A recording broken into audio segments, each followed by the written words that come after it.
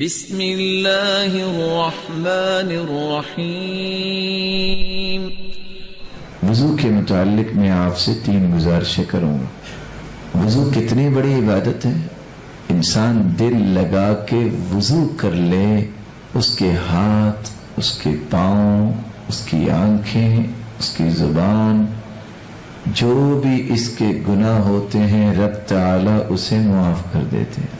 صحیح مسلم کی روایت ہے ابو مالک اشعری رضی اللہ تعالیٰ عنہ، اس لیے اپنے آپ کو باوضو رکھنے کی عادت بنائے، یہ بہت بڑی عبادت ہے۔ اور اللہ کے رسول صلی اللہ علیہ وسلم کی زبان کے الفاظ کیا ہے؟ وَلَا يُحَافِظُ عَلَى الْوُضُوءِ إِلَّا مُؤْمِنٌ، وضو کی حفاظت مومن ہی کرتا ہے۔ اللہ کے رسول جنت میں گئے، آگے آگے کسی کے چلنے کی آواز آئی، کہتے ہیں جبریل یہ کون ہے؟ تو جواب کیا ملا؟ ھذا بلال یمشی امامک، یہ آپ کے صحابی بلال چل رہے ہیں، چلتے زمین پہ ہیں، قدموں کی آہٹ جنت میں سنائی دیتی۔ واپس آ کے پوچھا بلال ای عمل ارجع عندک، کون سا عمل کرتے ہو جو بڑا امید والا ہے؟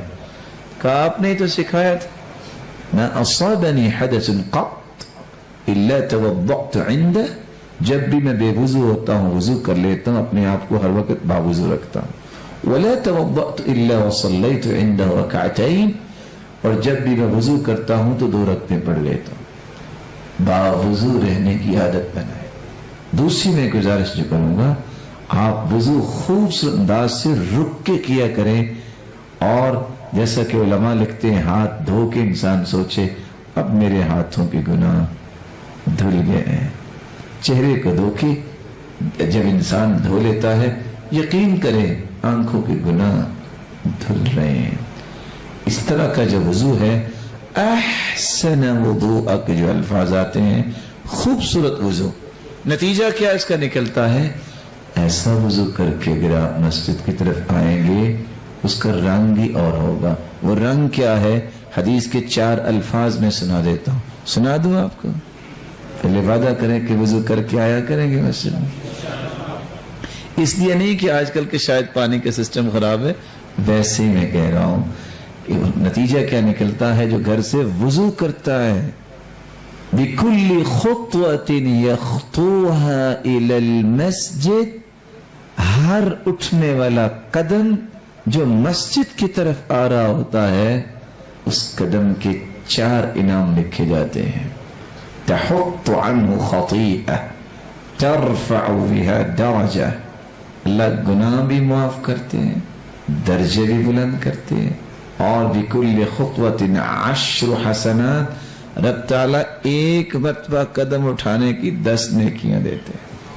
اور فرمایا اگر یہ نیت بھی ساتھ کر لے کہ میں نے مسجد میں جا کے کچھ سیکھنا ہے یا سکھانا ہے، وہ خیر سیکھنے یا سکھانے کی نیت کر کے گھر سے چلتا ہے، تو نتیجہ کیا نکلے گا؟ فَأَجْرُهُ كَأَجْرِ الْحَاجِّ الْمُحْرِمِ، اور دوسری روایت میں آتا ہے تَامًا حَجَّتُهُ، اللہ ذوالجلال اس کو اجر اتنا دے گا جتنا حاجی احرام باندھ کے حج کرنے جا رہا ہے۔ تیسری گزارش جو وضو کے بارے میں ہے، جس طرح آپ صبح بیداری کی حالت میں باوضو رہنے کی عادت بنائیں، رات سوتے وقت ضرور وضو کر کے سویا کریں۔ کیوں میں یہ کہہ رہا ہوں؟ ما من عبد يبيت على ذكر طاهر الا بات معه في شعاره ملك لا ينقلب ساعة من الليل الا قال اللهم اغفر لعبدك فانه بات طاهرا۔ جو انسان باوضو ہو کر ذکر و اذکار کر کے سوتا ہے، ایک نورانی فرشتہ اس کے بستر میں آ کے رات گزارتا ہے۔ وہ نورانی فرشتہ کرتا کیا ہے؟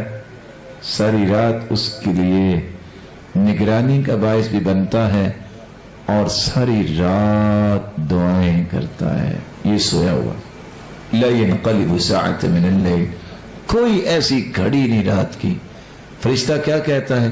اللہم اغفر لعبدک فإنہ بات طاہرا، یا اللہ اپنے اس بندے کو معاف کر دے، یہ پاک صاف ہو کے سویا ہے۔ اور سچی بات یہ ہے کہ آپ تجربہ کر کے دیکھیں، اگر آپ کو اس میں لذت نہ آئی تو بتائیے گا. اور بعض دفعہ تو انسان کی عادت بن جائے، جب تک وضو نہیں کرتا اس کو نیند نہیں آتی. حقیقت تو نیند نہیں آتی.